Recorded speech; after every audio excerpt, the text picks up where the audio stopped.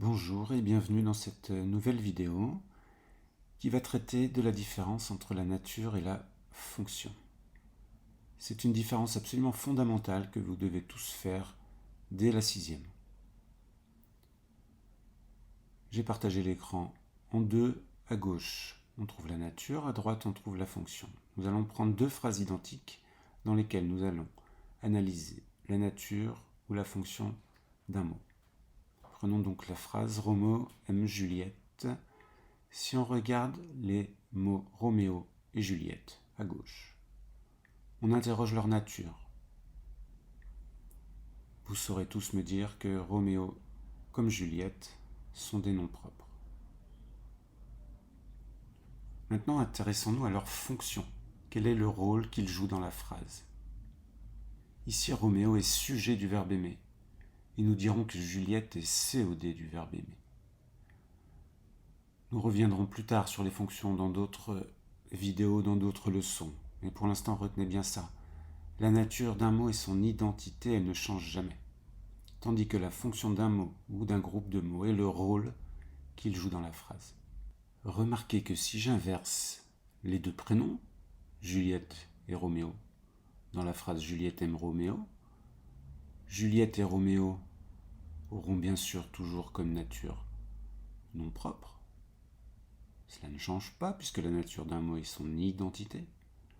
Par contre, bien entendu, la fonction de Juliette et de Roméo, comme ils ne sont pas placés de la même manière dans la phrase, va changer. Juliette devient le sujet du verbe aimer, tandis que Roméo devient le COD du verbe aimer. Grâce à cet exemple, vous comprenez bien que Juliette comme Roméo seront toujours des noms propres. Leur identité ne changera jamais. Par contre, selon le rôle qu'ils jouent dans la phrase, leur fonction va changer. Dans la phrase Roméo aime Juliette, Roméo est sujet du verbe aimer, c'est sa fonction, dont Juliette aime Roméo, Roméo devient COD du verbe aimer. Inversement pour Juliette, dans Roméo aime Juliette, Juliette est COD du verbe aimer. Si on inverse les termes, Juliette aime Roméo, Juliette devient le sujet du verbe aimer. Prenons un autre exemple pour être sûr que vous compreniez bien.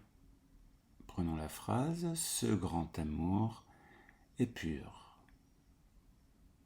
Nous allons d'abord analyser les natures de grand et de pur, puis leurs fonctions. Grand et pur, vous saurez tous me dire que ce sont bien entendu des adjectifs qualificatifs. C'est leur nature. Grand et pur seront toujours des adjectifs qualificatifs. Par contre, quel est leur rôle dans la phrase? Ici, grand fait partie du groupe nominal, il complète amour, on dit qu'il est épithète du nom amour. Pur, ici, se situe après un verbe d'état, on dit qu'il est attribut du sujet ce grand amour. Pour les fonctions de l'adjectif, je vous renvoie à la leçon sur l'adjectif et sur la vidéo. Prenons une nouvelle phrase. Cette histoire est universelle. Intéressons-nous au groupe de mots « cette histoire ». Nous reconnaissons un nom et un déterminant. Ils forment bien entendu un groupe nominal. Quel est le rôle de cette histoire dans la phrase? Bien entendu, vous reconnaîtrez tous que cette histoire est sujet du verbe être. Prenons une nouvelle phrase. C'est une histoire universelle. Et intéressons-nous au groupe de mots « une histoire universelle ». Vous reconnaissez un déterminant, un nom, un adjectif. C'est bien entendu un groupe nominal. Maintenant, quelle est sa fonction? Quel est le rôle qu'il joue dans la phrase? Il se situe après un verbe d'état, après le verbe être. Donc nous dirons que le groupe nominal « une histoire universelle » est attribut du sujet C', qui ici est un pronom démonstratif. Pour nous résumer, la nature d'un mot est son identité, elle ne change jamais. La fonction d'un mot ou le groupe de mots est le rôle qu'il joue dans la phrase. Retenez bien ces termes de identité et de rôle.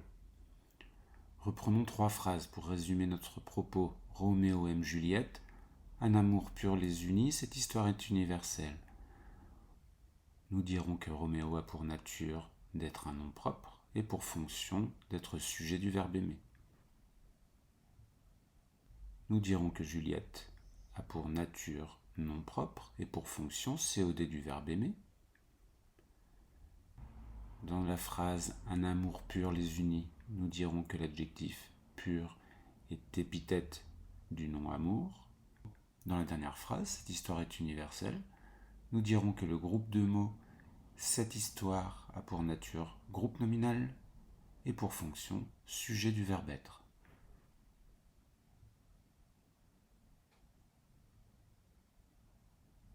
Cette leçon est terminée. Je vous rappelle simplement qu'il existe 10 natures de mots que nous classons dans les mots variables et les mots invariables.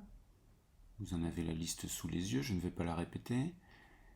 Et enfin, par rapport aux fonctions, on distingue les fonctions par rapport au verbe, les fonctions par rapport au nom et les fonctions par rapport à la phrase. Toutes les fonctions feront l'objet d'un cours spécifique en vidéo.